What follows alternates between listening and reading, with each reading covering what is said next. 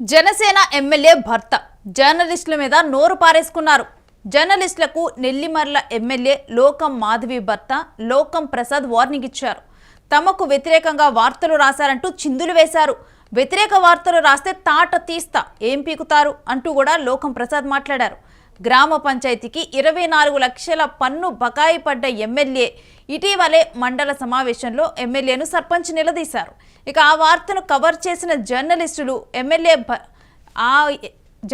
మీద ఎమ్మెల్యే భర్త వార్నింగ్ ఇచ్చారు. ఈ విధంగా కూడా అంటే కేవలం తమకు అనుకూలమైన వార్తలే రాయాలి, అనుకూలంగా లేని వార్తలు ఎందుకు రాశారంటూ కూడా వాళ్ళ మీద చిందులు వేశారు.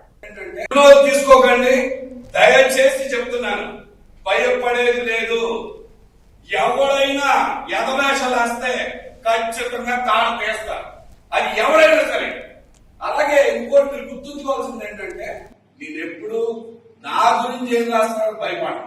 తప్పు చేస్తే శిక్షకు రెడీ, అంతేగాని ప్రజలు తప్పుతో పట్టించకండి. మీరు రాయాల్సింది ఆ రోజు నేను మాట్లాడింది ఏంటో మీకు తెలియాలి. అక్టోబర్ నవంబర్ లో గ్రామ పంచాయతీ డెవలప్మెంట్ ప్లాన్ ప్రతి పంచాయతీ చేయాలి, జరగడం లేదు. దాని గురించి ఎంపీడీఓ గారికి, యాక్చువల్ గా ఆ రోజు ఎంపీడీఓ గారు లేరు, ఈఓపీఎల్ గారు ఉంటే ఆవిడ ఎదురుగుండా ఉన్న ఒక ప్లాస్టిక్ కుర్చీలో కూర్చున్నాను.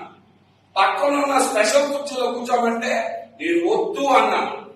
మీరు ఒక వ్యక్తిని ఒక రోజు కాదు చూడటం, నా జీవితం అంతా చూసినా నేను ఎప్పుడు అలా చేయను, అది ఫస్ట్ తెలుసుకోవాలి. అర్థమైంది మీకు? చేసేది ఏం పీక్తారంటే నాకు అటువంటి ఏం లేవు. అర్థమైంది మీకు? నేను తప్పు చేస్తే చెప్పాలి, ప్రజల కోసం చేయకుండా తీసుకోకండి. సో ఈ విధంగా కూడా జర్నలిస్టుల మీద నోరు పారేసుకున్నారు జనసేన ఎమ్మెల్యే భర్త. జర్నలిస్టులకు నెల్లిమర్ల ఎమ్మెల్యే లోకం మాధవి భర్త ప్రసాద్ వార్నింగ్ ఇచ్చారు. తమకు వ్యతిరేకంగా వార్తలు రాశారంటూ కూడా చిందులు వేశారు.